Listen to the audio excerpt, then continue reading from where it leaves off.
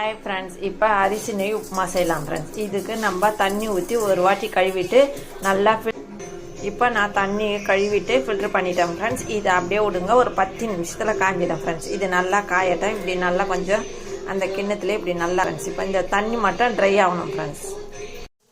இப்போ இது பாருங்கள் ஃப்ரெண்ட்ஸ், ட்ரை ஆகிடுச்சு. இப்போ நம்ம மிக்ஸி ஜாரில் போட்டு நொய் மாதிரி உடச்சிக்கலாம் ஃப்ரெண்ட்ஸ். இதை இப்போ பாருங்கள் ஃப்ரெண்ட்ஸ், இதை நொய்யாக உடச்சாச்சு. இந்த மாதிரி எல்லா அரிசியும் உடச்சிக்கலாம் ஃப்ரெண்ட்ஸ். இப்போ இதை அரிசி நொய்யாக உடச்சாச்சு ஃப்ரெண்ட்ஸ், எல்லா அரிசியும்.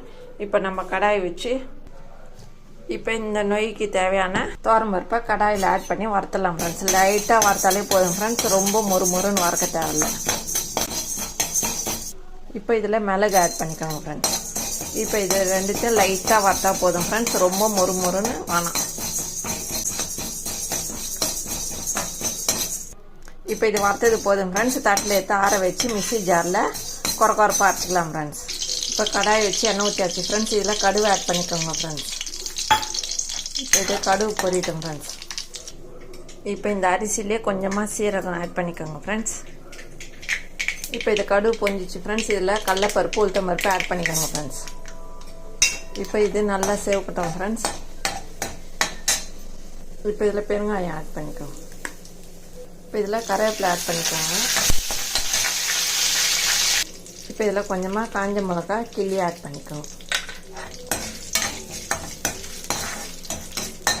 இப்போ இதில் ஒரு 3 பச்சை மிளகாய் ஆட் பண்ணிக்கோங்க. இப்போ இந்த அரிசியை இதில் ஆட் பண்ணி சும்மா ஒரு துவைக்கலாம் ஃப்ரெண்ட்ஸ். அப்போ தான் நல்லா உதிரியாக இருக்கும் இந்த எண்ணெயில் வறுத்தா. இப்போ இதுக்கு தேவையான அளவு தண்ணி கொதிக்க வச்சுக்கலாம் ஃப்ரெண்ட்ஸ். இப்போ இந்த அரிசி நொய்யை இதில் ஆட் பண்ணிடலாம் ஃப்ரெண்ட்ஸ்.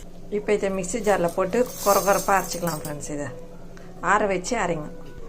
இப்போ நம்ம இதை அரைச்சதை இதில் ஆட் பண்ணி நல்லா கலக்கிட்டு தண்ணியில் ஆட் பண்ணிடலாம் ஃப்ரெண்ட்ஸ். இப்போ இதை நல்லா கலக்கிடுங்க ஃப்ரெண்ட்ஸ்.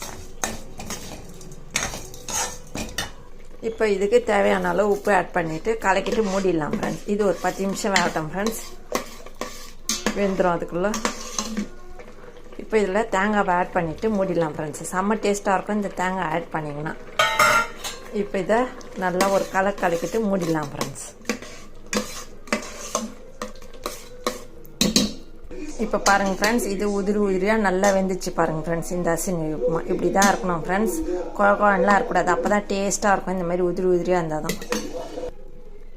இப்போ இந்த அரிசி நெய் உப்புமா ரெடி ஆயிடுச்சு ஃப்ரெண்ட்ஸ். இந்த வீடியோ பிடிச்சிருந்தால் லைக் பண்ணுங்கள், ஷேர் பண்ணுங்கள், சப்ஸ்கிரைப் பண்ணுங்கள் ஃப்ரெண்ட்ஸ். டாடா பாய். மீண்டும் அடுத்த வீடியோவில் சந்திப்போம்.